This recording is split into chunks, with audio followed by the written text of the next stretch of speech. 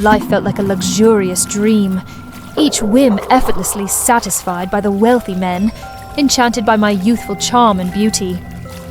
Being a sugar baby had its perks: exclusive apartments, designer dresses, first-class vacations, and extravagant gifts. I was admired, pampered, and envied. And whenever a patron failed to fulfill my increasingly lavish desires, I moved swiftly and effortlessly onto the next, my heart untouched, my conscience clear. This time, my target was Kurt, a celebrated fabric collage artist, renowned for transforming simple cloth into mesmerizing works of art. He was a man whose immense wealth far surpassed that of anyone I had ever been with. But more than just buying me expensive things, he spoke to me as if I was something rare, something precious. Jess, you're my muse. I want to show you something no one else has seen. My sanctuary. Come with me to Paradise Island. The name itself thrilled me. I imagined private beaches, candlelit dinners, a sun-soaked villa filled with art and opulence.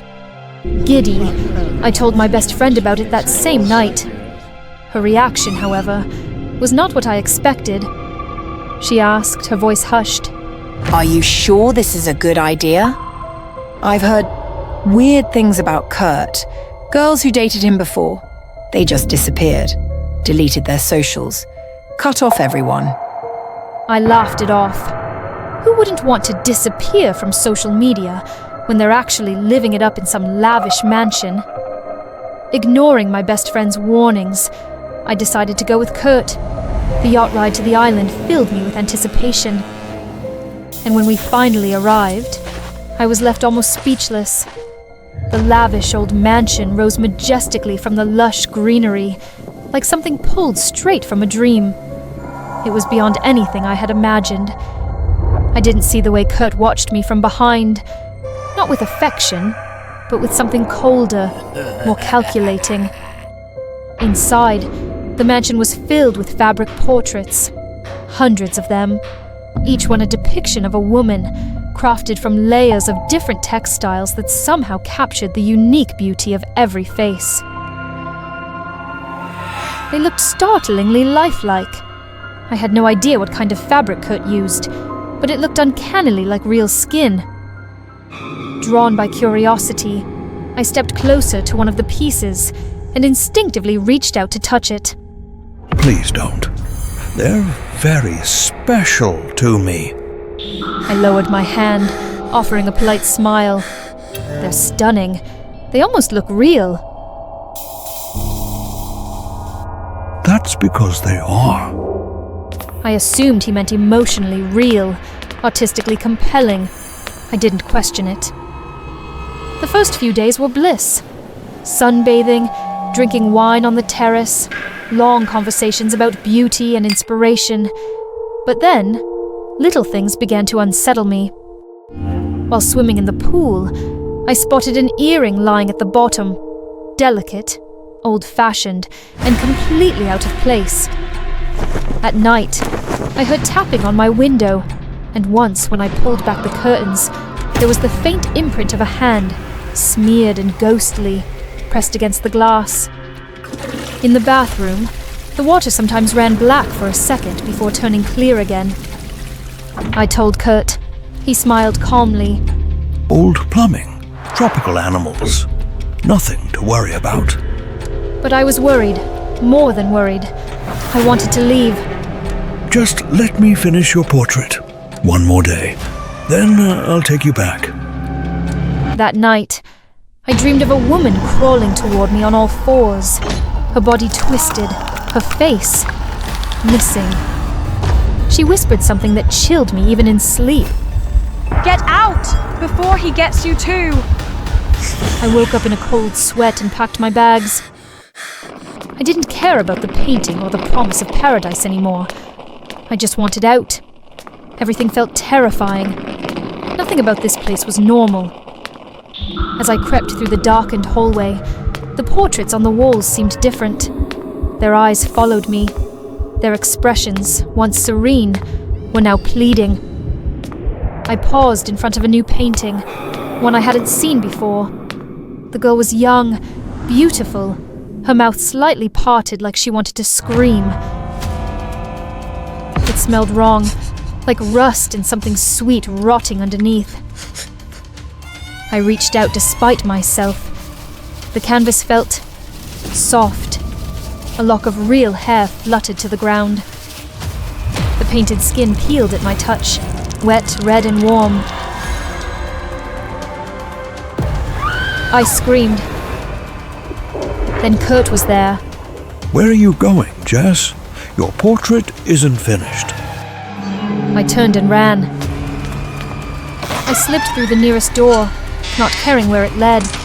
All I knew was that I had to get away from Kurt. Every cell in my body screamed that something about him was dangerously wrong.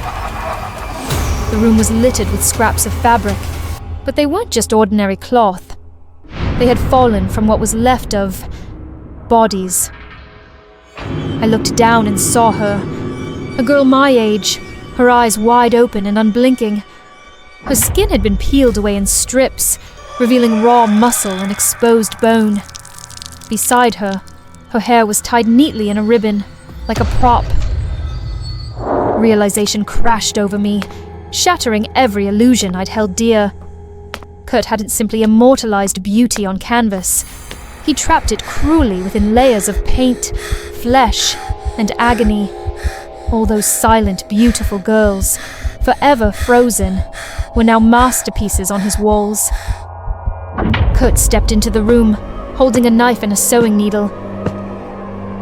He walked to the body and began to work, gently applying her flesh to a canvas, humming as if lost in thought. She was lovely, but you, Jess, you'll be the masterpiece. He looked at me with admiration, not malice, as if he truly believed what he said. You should feel honored to be remembered forever, to never fade. I backed away, hands shaking.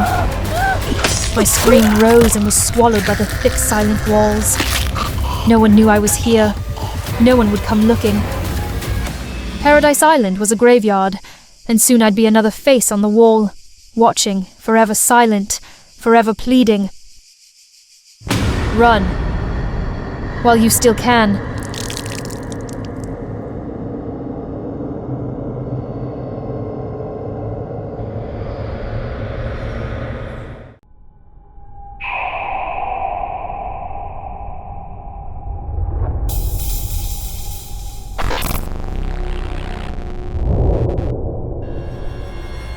I used to be adored.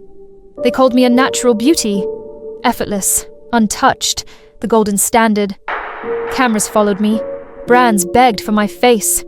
I was the fantasy, myth made flesh. I didn't need to try. I just was. Then came the DM. Didn't know you were on OnlyFans. You're wild in those vids. At first, I laughed. A scam? A troll? I clicked the link. My breath caught. It was me. Or it looked exactly like me. Naked, moaning, twisting, pleading. My skin, my voice, my movements. Even the faint scar on my left hip from a jet ski accident when I was 19. I, was doing things I'd never done. Things I'd never let anyone do to me. I felt sick, violated. I reported the account, threatened legal action. It was removed within hours. But the next morning, it was back. Different username. Same content. Only now the videos were even more perfect. Soft lighting, cinematic focus, background music synced to every breath, every thrust, every gasp. The way the light caressed her skin, it was like watching worship. I hated it, but I watched it, all of it. And later that night, when I stood in front of my mirror, my hands trembled. I looked tired, puffy, uneven, my pores too wide, my smile too tight. Not like her, not like the woman on the screen. It started with a little Botox, then lip fillers, new gym routine, new diet, but it wasn't enough. I went further, cheek sculpting, chin reshaping, skin bleaching, rib contouring, each surgery a step closer to the fantasy.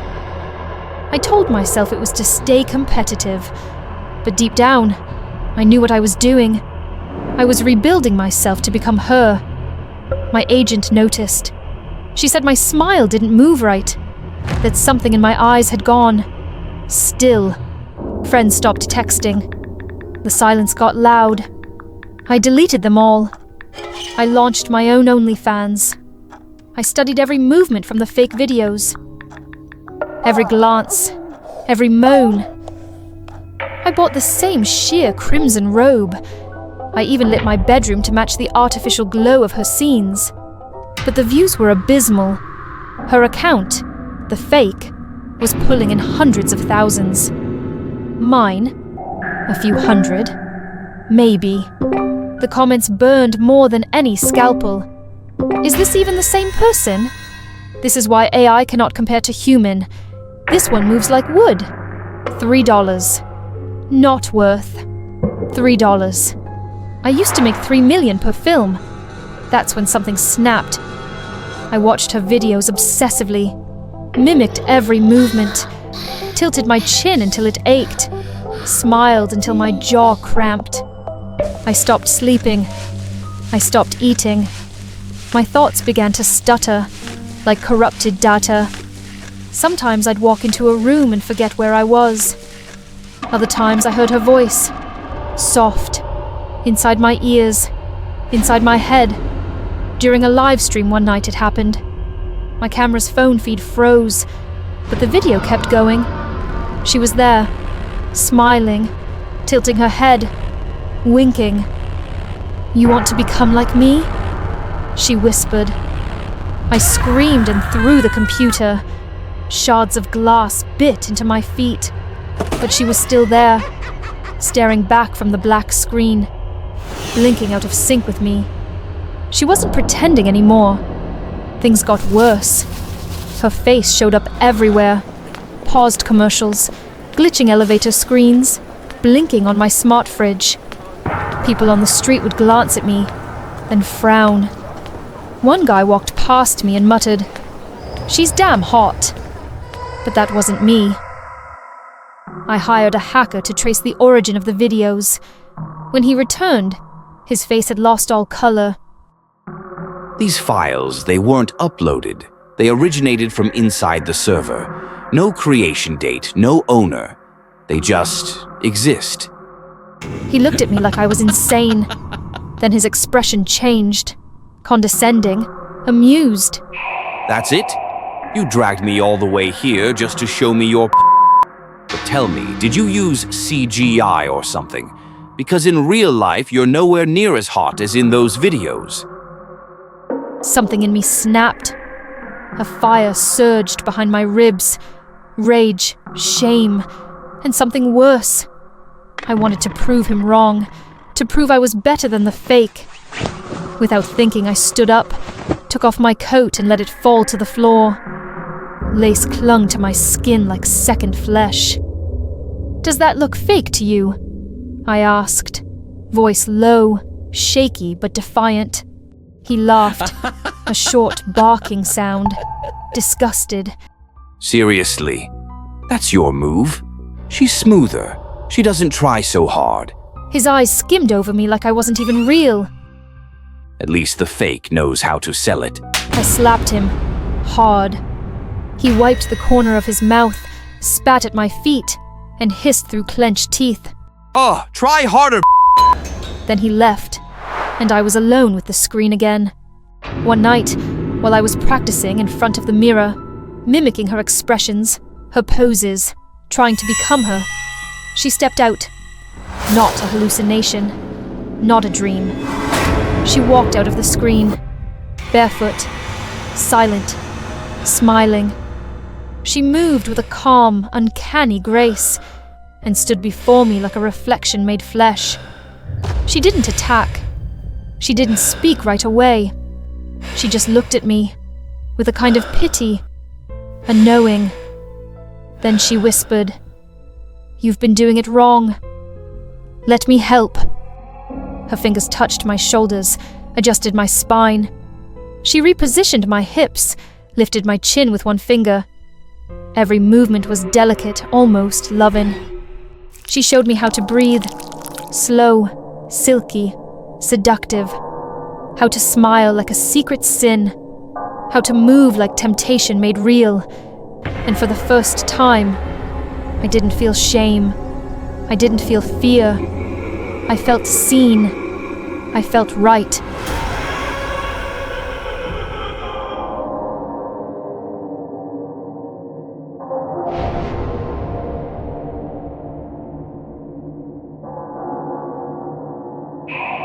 Guess which one of us was real?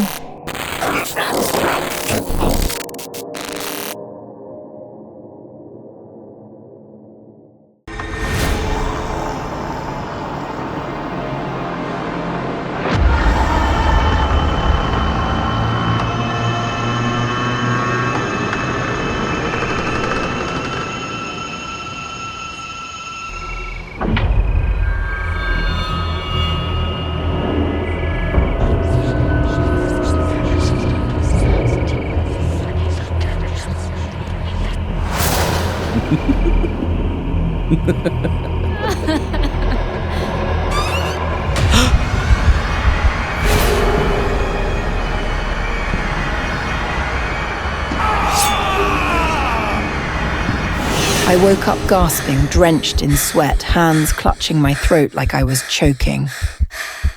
It was just a dream. That's what I kept telling myself. But the pain in my neck felt real, like something had been stretched, like I had been hanged and survived.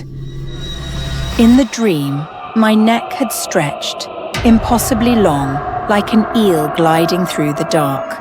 I floated weightless, led by my own head through the night, past sliding doors and into the garden. That's where I saw them. My husband and a girl, no older than 20. She giggled at something he whispered. He brushed her cheek the way he used to brush mine. And then they kissed, bold and unashamed. Except I was there, or at least my head was. And when he noticed it, my face, my floating head, he screamed and swung his katana. A blur of silver flashed, and I woke up. I sat there, knees drawn to my chest, watching him sleep. His breath was slow, steady, undisturbed, like he hadn't just appeared in my nightmare with another woman. The image still burned behind my eyes. A nightmare, I told myself. A trick of the mind. But deep down, I knew better. That wasn't a dream, it was a warning. In the days that followed, I began to see it. The scent of strange incense on his robes, not the kind I burned for the altar or wore on my sleeves. It lingered, delicate and wrong. One evening, folding his inner kimono, I noticed a faint red smear along the collar. At first, I thought it was crushed plum blossom, but when I touched it, it smeared Benny, lip dye, the kind worn by young courtesans. He laughed when I asked. Probably from the crowd by the river. Some drunk girl stumbled too close. But I knew. No one touches a magistrate's robes, not by accident. When I confronted him, he smiled. Not with guilt, but with calm dismissal. Your mind is too wild. You'll drive yourself mad with superstition. You'll make yourself sick. Later, I overheard him whispering to his mother, saying I was losing my balance, that I might need rest. She pulled me aside in the garden days later, her hand cold on my wrist.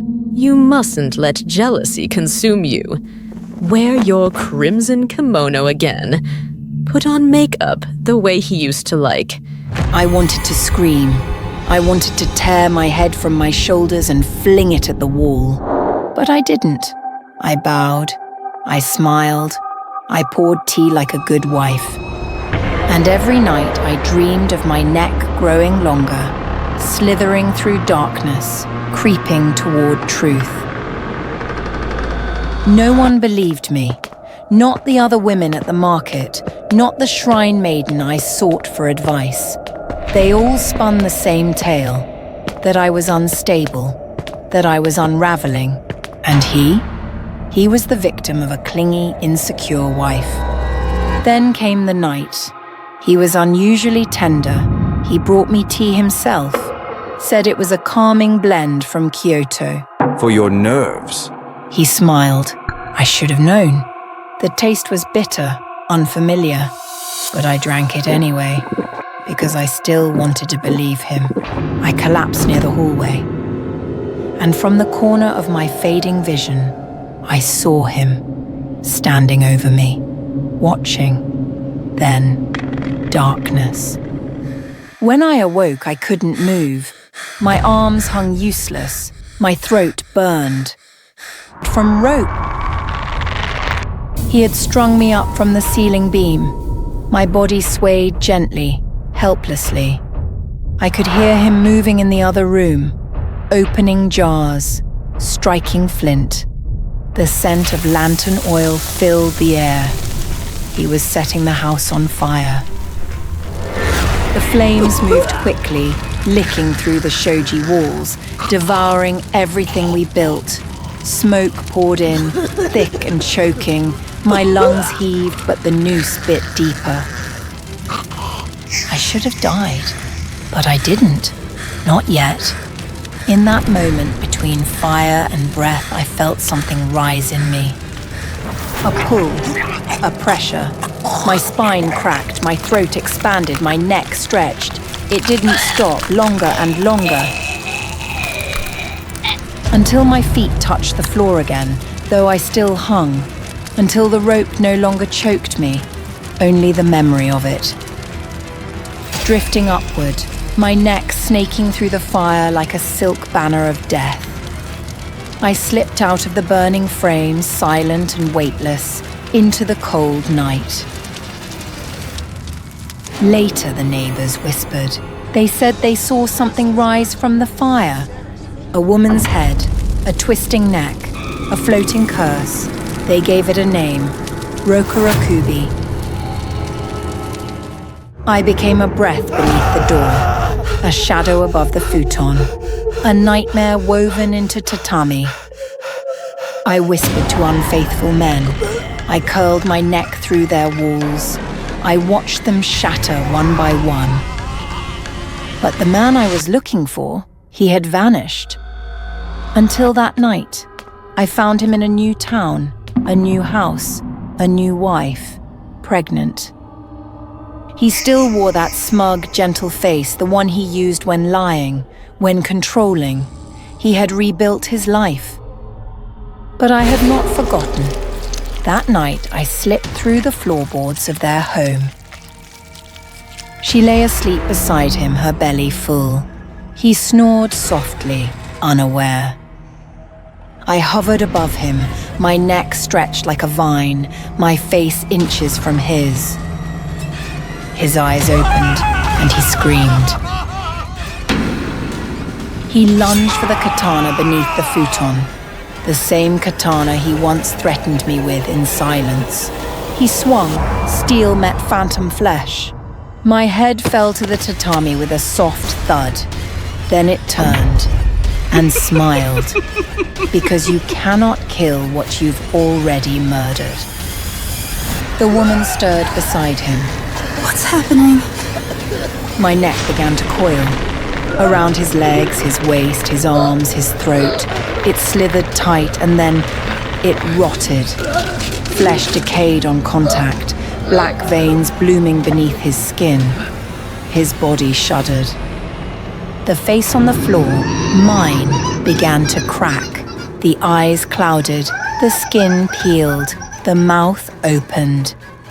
I looked at them both, his frozen terror, her rising scream, and whispered, I will always come back, because my neck still stretches, and the longer it grows, the closer I get, and you cannot escape your karma.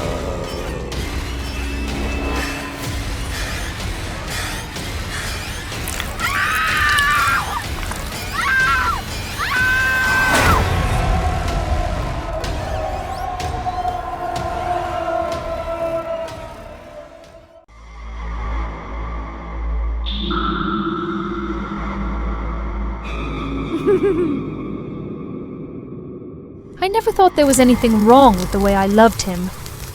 While others called it obsession or delusion, I saw it as something pure, devotion. Not just the kind that cheers in crowds or collects photo cards, but the kind that longs to know everything, the kind that wants to get close. Minjae had always been the perfect idol. His voice was soft, his eyes tender, and the way he smiled at his fans made you feel like you mattered. I clung to that illusion, because to me, it was never an illusion. I believed, truly believed, that if I stayed close enough, watched long enough, loved him hard enough, he would see me. The distance between us would dissolve. That's why I became a sasaeng. Not to hurt him, not to cross some moral line. I only wanted to be someone who knew him better than anyone else. I wanted to slip between the folds of his public life and settle into the spaces where no one else had reached. At the fan meeting, I handed him the gift I made, a soft white teddy bear, stitched carefully by hand. He smiled as he took it from me, eyes crinkling the way they always did when he wanted to seem sincere. I know you collect bears. I made this one myself, just for you. He thanked me, unaware that hidden just beneath the bear's eyes was a small, silent camera, one that would quietly reveal the life I longed to be a part of. After that, I watched him every night. The bear sat neatly on a shelf in his living room, among dozens of others, but mine always faced the center. Through that tiny lens, I saw fragments of his private world. Minjae entering his apartment, setting down his bag, stretching his arms with a tired sigh. He'd hum sometimes, pour a drink, say a few soft words on the phone before slipping into silence again. And I watched, eyes wide, heart full. I would fall asleep to the sound of his voice echoing through my speakers, my dreams warm and filled with the illusion of proximity. Then, one day, a message appeared in the group chat. Minjae was filming out of town and wouldn't return until late. My breath caught. His apartment would be empty for hours. I didn't even hesitate. I had memorized the building's security code from his hand movements, seen through the bear's lens. That night, I stood outside his door, my heart pounding, the hum of the hallway lights buzzing in my ears. I pressed the code. The lock clicked open. The air inside his home was clean. Detergent, citrus, cologne. I stepped in slowly, almost reverently. Everything was exactly as I imagined it. His shoes lined neatly, the soft creak of wood beneath my feet, the faint humming of the fridge. The teddy bear I made was still there, but the others surrounding it looked wrong up close. Their fur wasn't consistent. Some had patches of different colors, stitched together in uneven seams. One had what looked like strands of real hair woven above its ear. A chill touched my spine, but I told myself not to overthink. Everyone has strange habits. What mattered was that my bear was still intact, still watching. I opened the fridge, rearranged his drinks, left a bottle of his favorite yogurt. I touched his coats, pressed my face into his scarves. In the bathroom, I painted our names on the mirror using red lipstick. Yuri plus Minjae, with a little heart drawn beside it. And then I slipped into his bed. The sheets were cool and soft. For a while, I lay there quietly, imagining a version of life where this was normal, where I belonged here. Before I left, I slipped a small hand-stitched doll under the bed, a charm made to bind us together, to make him love me the way I loved him. Then I heard the door open. My breath caught. He wasn't supposed to be home yet, but instead of panic, I felt a strange rush. He was here. I would see him just for a moment, and then I'd go. I crept into the wardrobe and pulled the door almost closed, crouching low behind his clothes. Through the narrow slit, I saw him enter the bedroom.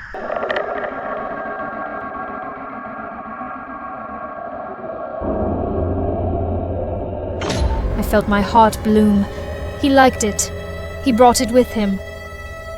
But then calmly, he reached under his pillow and pulled out a knife. Before I could react, he stabbed the bear, ripped it open.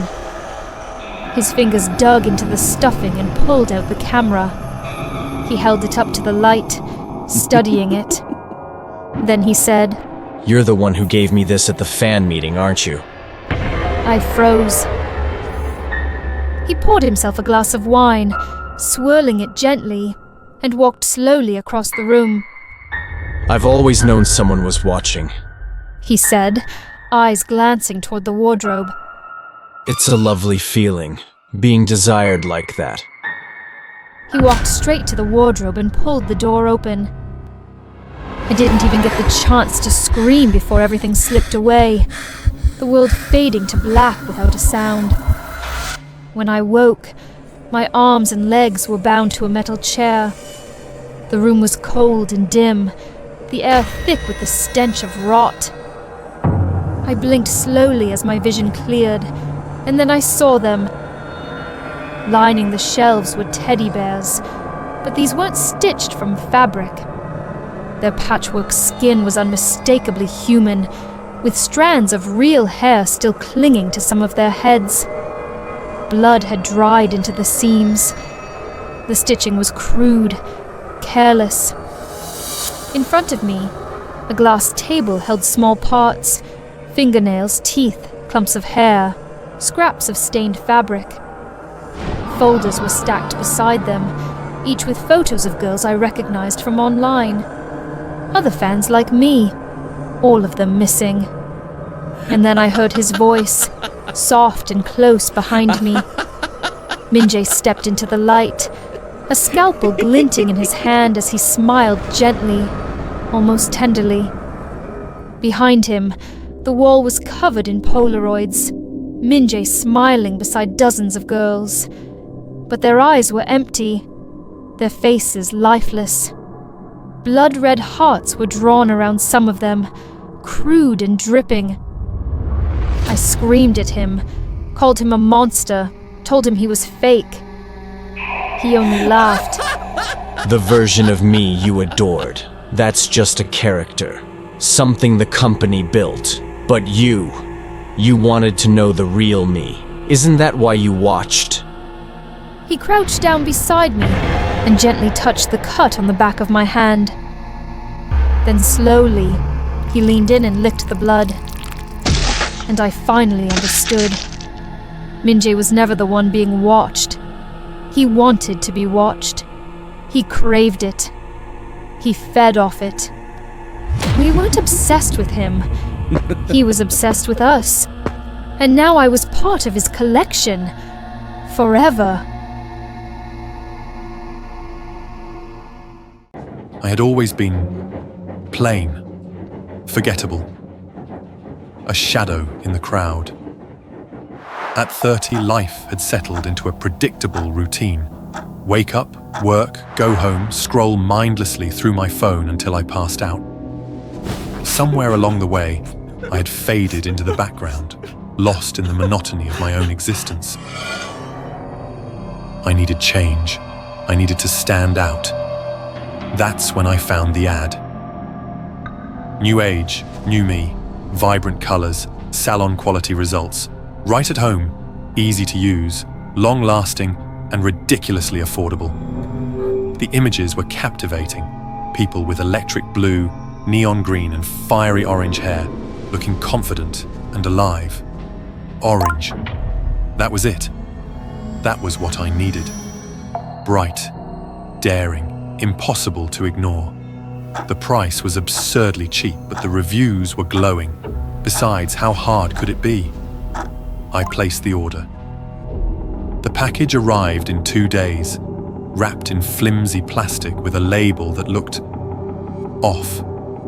The font was slightly blurred, and the instructions were printed in awkward English. But I shrugged it off. The pictures looked professional. The reviews said it worked. That's all that mattered. I laid out the contents: bleach powder, developer, and the neon orange dye. I mixed the bleach and applied it carefully, just like the instructions said. At first, it wasn't bad. There was a strong chemical smell, but it was oddly pleasant, sweet, almost floral. I chuckled to myself. People always complain about how painful bleaching is. Maybe I have a high pain tolerance. Then, at the 20-minute mark, the tingling started. At 25 minutes, the tingling turned into a burn. By 30 minutes, my scalp felt like it was being stabbed by 1,000 tiny needles. I gritted my teeth, forcing myself to endure. Beauty is pain, right? When I finally rinsed it out, the water ran pale yellow. My hair, if you could still call it that, was now a ghostly, washed-out blonde. My scalp throbbed, my skin felt raw. But I convinced myself this was normal. People do this all the time. Ignoring the lingering sting, I tore open the tube of dye and carefully massaged the thick, orange paste into my hair. The burning sensation from the bleach hadn't fully faded, but I pushed through. The instructions said to leave it on for 30 minutes. I sat back against the bathroom wall, feeling the warmth of the dye on my scalp, my eyelids growing heavy. Just a few minutes. Just to rest. I don't remember falling asleep. A sharp, tearing pain jolted me awake. I gasped, my scalp feeling wrong, tight, heavy, like something was pulling at my head. I reached up, fingers trembling. My hair was hard, not just stiff, not just dry, solid, like stone. Panic surged through me. I scrambled to the sink, twisting the faucet handle, shoving my head under the icy stream of water. Nothing. The dye wouldn't rinse out.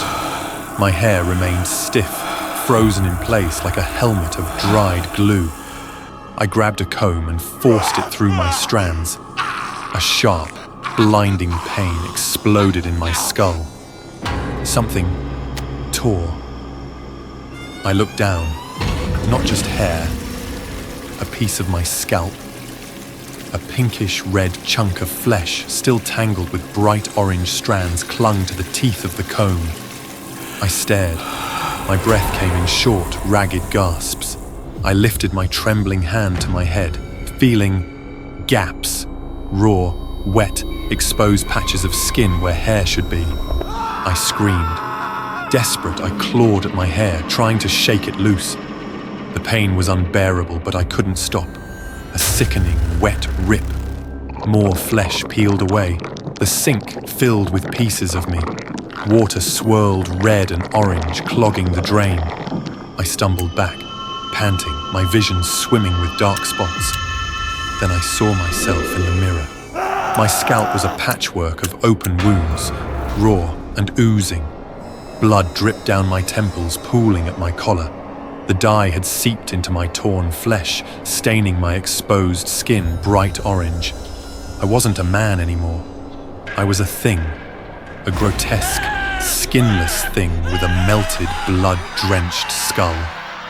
I opened my mouth to scream again, but no sound came out. My body gave out. The world spun. The hospital smelled like antiseptic and regret. The doctor examined my head, his face carefully neutral. He had seen worse. That scared me more than anything. The chemicals have caused severe chemical burns. The tissue is necrotic. He said, his voice low. There's nothing we can do to save it. I barely felt the razor as they shaved away the last remnants of my hair. My new face stared back at me from the hospital mirror. Bald, scarred, unrecognizable. I had changed, but not in the way I wanted. Back home, I sat in front of my laptop, staring at the ad that had started it all. New age, new me. My own reflection haunted the dark screen, my scalp a battlefield of pink scars. I let out a dry, humorless laugh. Click, report address. Click, block user. Because now I knew the truth. Some transformations aren't worth the price.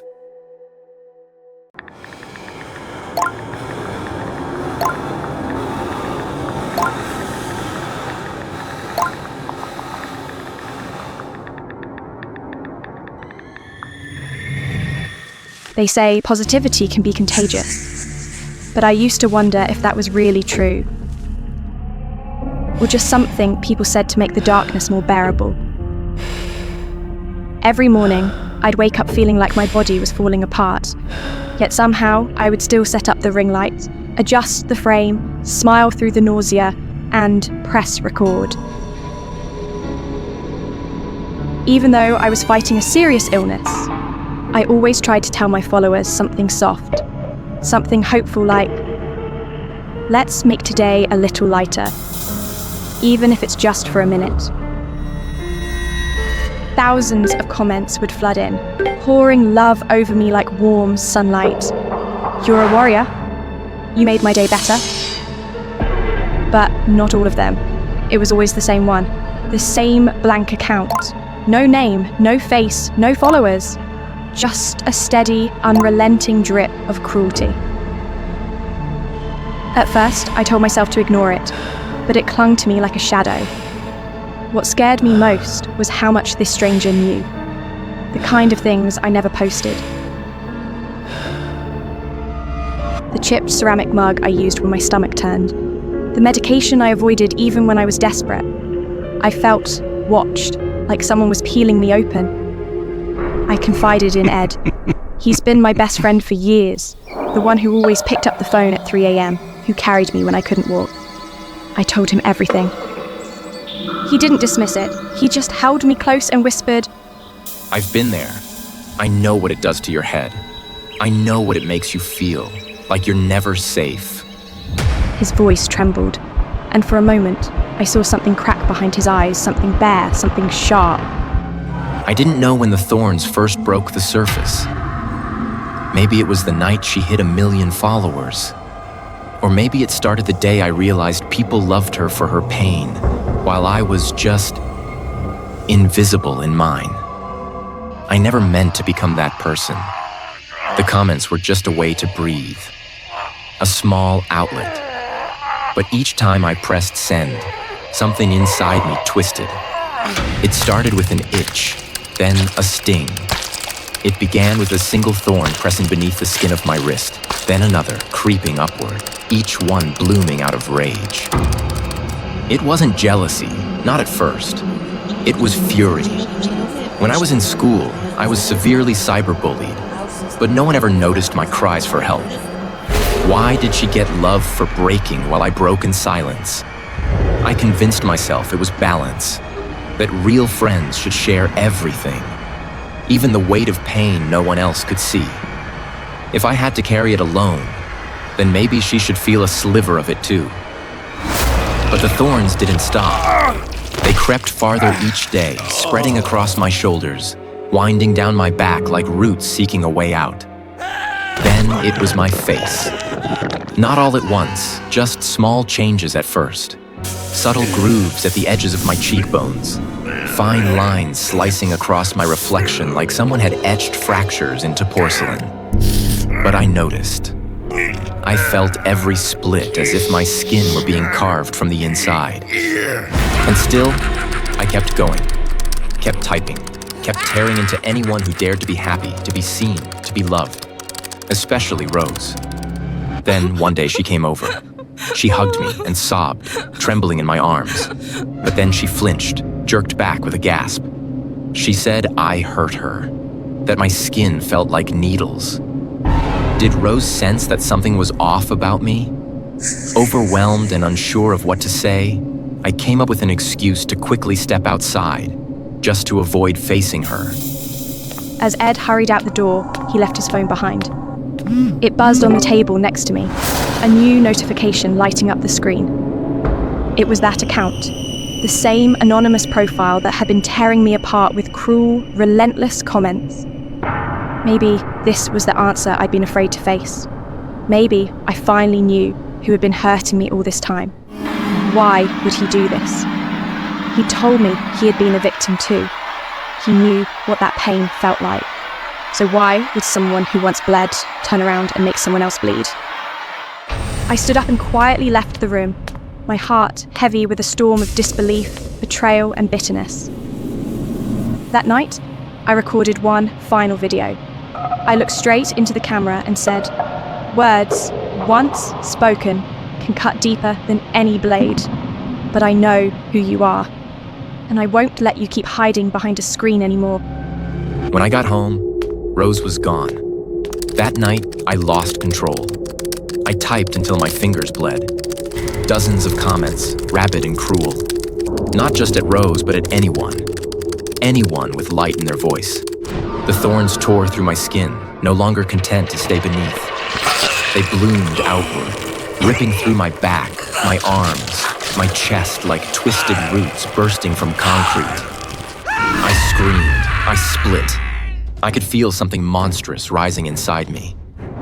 Then her final video appeared. She looked right into the lens. I know who you are. Don't hide behind your screen anymore. My hands trembled. My throat tightened. What had Rose seen on my phone? Did she know I was the anonymous account? Was this her way of fighting back? Then the comments came. Hundreds. Thousands. You're sick.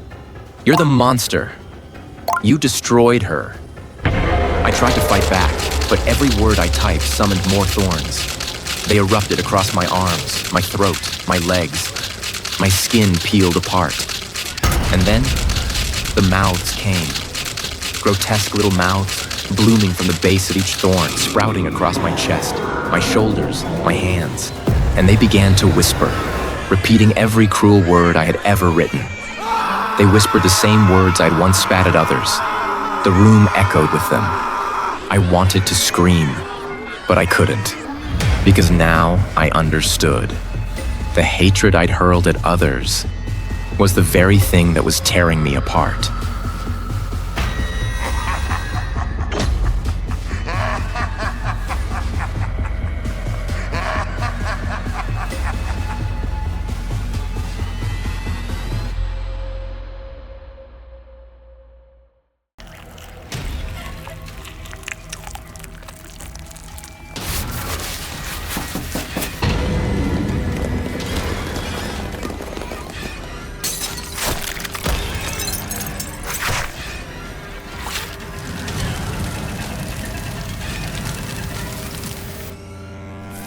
Finally done.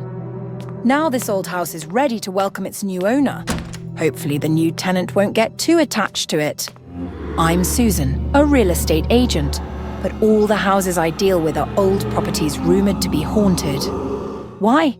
Because we're not after rental commissions. What we really want is the deposit money from unlucky tenants. Tenants who can't handle the ghosts I personally create to scare them away. I'm absolutely confident about this scam. This old house has stood for over 70 years and is decorated in a Gothic style. Despite surviving a fire, the house remains mostly intact. This time, the tenant has paid a hefty amount to rent the entire mansion. So I've meticulously prepared everything to welcome my special guest, and I'm hoping he'll flee from this mansion soon enough.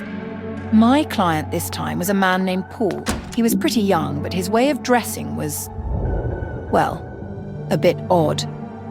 He carefully inspected the house, and while he was at it, I quietly observed him too. His suitcase was compact, but he also carried a bag filled with random stuff. Looking closer, I noticed a few exorcism tools inside, silver daggers, holy water, and a crucifix. Looks like I've run into another religious fanatic, I thought to myself.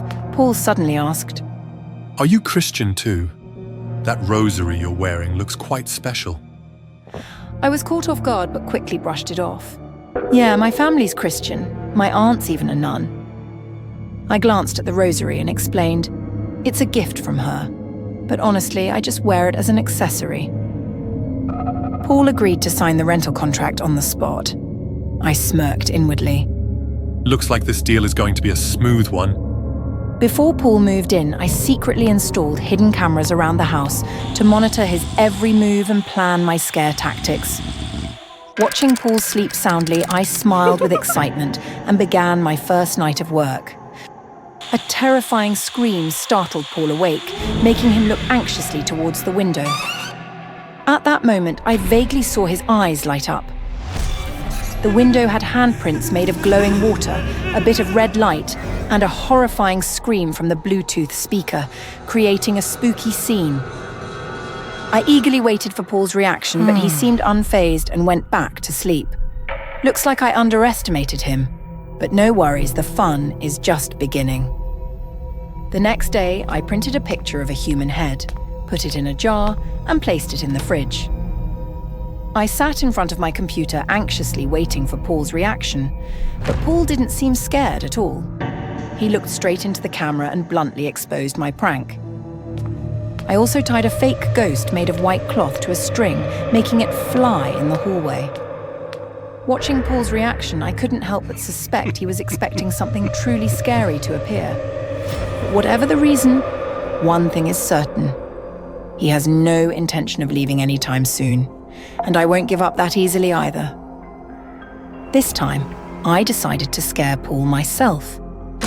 I snuck into the house with a spare key, carrying a large human skeleton model. But as soon as I entered, I saw a charred skeleton rushing towards me. Instinctively, I tried to use the remote to stop it, but it was clearly not one of my controllable props. I had encountered a real ghost. My whole body froze, and I tried my best to scream for help. In my desperation, Paul appeared and splashed holy water on the skeleton, making it scream in agony. I stared in shock at Paul and the skeleton, letting Paul drag me away. Paul calmly drew a strange circle and said, I am an exorcist. This house once belonged to an English landlord who killed many slaves and fed their hearts to his daughter, believing it would cure her heart disease. I will perform a ritual to help their souls find peace. I scoffed. You're joking, right? This is just another one of your pranks. Paul didn't argue and splashed holy water in my eyes. Suddenly, my vision cleared. Around me, dozens of ghosts appeared, their faces twisted, eyes burning with hatred. They were all staring at me. I felt like my 27-year-old worldview suddenly collapsed. I wanted Paul to say something to me, but he was focused on his exorcism. The ghost of the landlord seemed to sense the danger. He used the mirror to command the slave ghosts to break Paul's protective circle. I was confused about how to help Paul. Suddenly, the wound on my hand heated up. My arm was being controlled. I remembered the wound was caused by that ancient mirror. The landlord must be using it to control me and harm Paul. Just as my fingers were about to pierce Paul's artery, Paul suddenly opened his eyes, stopped my hand, and grabbed my rosary. With just the rosary beads, Paul easily destroyed all the screaming ghosts around us. As I was about to run to hug Paul, a chilling sensation enveloped me. A strange voice echoed in my head. Finally, that pesky rosary is gone. Now this body will be mine. I looked in horror at my transparent body. It turned out they had been targeting my body all along, but I was always protected by the rosary. The landlord sacrificed his soul to trick Paul into breaking my rosary so his daughter could possess my body. I tried to scream for Paul's help, but it seemed no one could hear me. Is this the price I have to pay for exploiting ghosts for my own gain?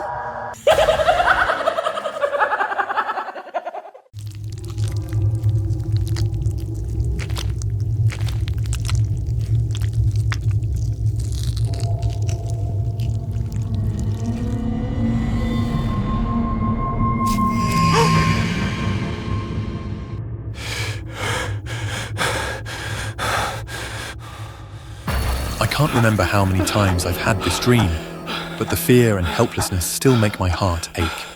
That's right, I'm terrified, absolutely haunted by spiders. As a child, I lived on my dad's insect farm, surrounded by spiders. The fear nearly gave me a fatal heart attack, leading my parents to divorce. Now, I live with my mum. My graduation is soon, but Dad didn't reply to my invitation. His last email, 2 weeks ago, proudly announced his success with mutant spider research. I have a bad feeling something went wrong with my dad's research. I've decided to go to his farm and make sure he's safe. It's been almost 10 years since I last set foot in this house. The house was pitch dark, damp, and eerily silent, with only my voice echoing as I cautiously called out, "Dad!" There was just one place left to check. Taking a deep breath, I tried to suppress my fear and turned the doorknob. Suddenly, a swarm of black spiders scurried out from behind the door. My body froze, trembling as I collapsed to the floor. At that moment, someone stepped out of the basement. It was my dad, George, the biologist, silently blowing a strange flute that sent the spiders retreating into the basement. Dad helped me up, his frail hand pale with black veins and dark, sharp hairs like a spider's bristles. Something was definitely wrong with him. Why are you here, Jax? I handed him the invitation card. He took it without a word, his cold demeanor cutting deep. Then I noticed something stuck on his eye. Instinctively, I reached out to remove it. It was a strand of spider silk, not something accidentally caught in his eye, but something coming from inside it. Dad jerked back, clearly annoyed by my actions, and rubbed his eye. The strand of silk disappeared without a trace. "Dad, my car broke down. Can I stay here for the night?" Fine. But stay in your room. Don't wander around. Seeing Dad's odd behavior, I knew something was wrong, likely because of the spiders. I made an excuse to stay and find out. As a meticulous researcher, I figured Dad would have recorded his entire experiment. I was right. Taking a deep breath, I opened the first folder. Skipping the confusing reports, I clicked on the first video, and it terrified me. The clip showed a female spider carrying an enormous egg sac. The spider screamed in pain, like a woman about to give birth. But spiders lay eggs, don't they? My suspicions were quickly confirmed. I watched as a massive baby spider broke out of the egg, dragging its mother's insides with it. The hungry spider rushed to its first meal, while the mother lay weak, helpless, and still as her young devoured her. It was so cold-blooded, so cruel. It was more disgusting than any spider or monster I had ever imagined. It took me a moment to regain my composure. I opened the final video, but what I saw was even worse. I was sure this spider was no longer a normal creature. Thinking about how this mutated spider had been born, I feared for my dad. What would happen when those eggs hatched? Suddenly, my dad appeared in front of me, his face furious. Jax! What are you doing here? I forced down my fear and rushed to tear off his shirt, hoping what I had seen was just a scene from a sci-fi movie. But I was wrong. These spiders were more dangerous than I had imagined. Each egg was stuck to my dad's skin, with a tiny tentacle piercing his spine. They were living and growing off his spinal fluid. The fear in my chest grew stronger, and I felt dizzy, my hands and legs trembling uncontrollably. Looking up at my dad, I noticed his eyes were slowly turning into those of a spider. I heard him gasp and scream at me. Run! Get out of here! He still had his mind. He still cared for me. I had to save him. Telling myself that, I grabbed a ruler from the desk and rushed toward him. I shoved him to the ground, using all my strength to crush the eggs on his back. One by one, they cracked open and the baby spiders fell, filling the air with the scent of blood and a foul odor. Suddenly, my dad erupted with strength. He shoved me off, screaming, Don't hurt my children! "You've lost it, Dad! I'm your son! I'll save you from these monsters!" I yelled, only to realize, in shock, that the man in front of me was no longer the dad I knew. He had fully transformed into a monster. He shielded the baby spiders like a true mother spider, glaring at me as though I were an enemy trying to harm his offspring.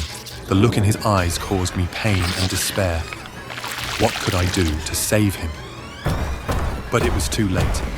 The monster, now enormous and with all the terrifying traits of a spider, stood before me. My body froze, even breathing felt difficult, and my heart began to ache again. My dad's agonizing scream jolted me back. I turned to see the newborn spiders, driven by instinct, making him their first meal. Survival instinct drove me to run. I tried to drag my dad with me, but it was already too late.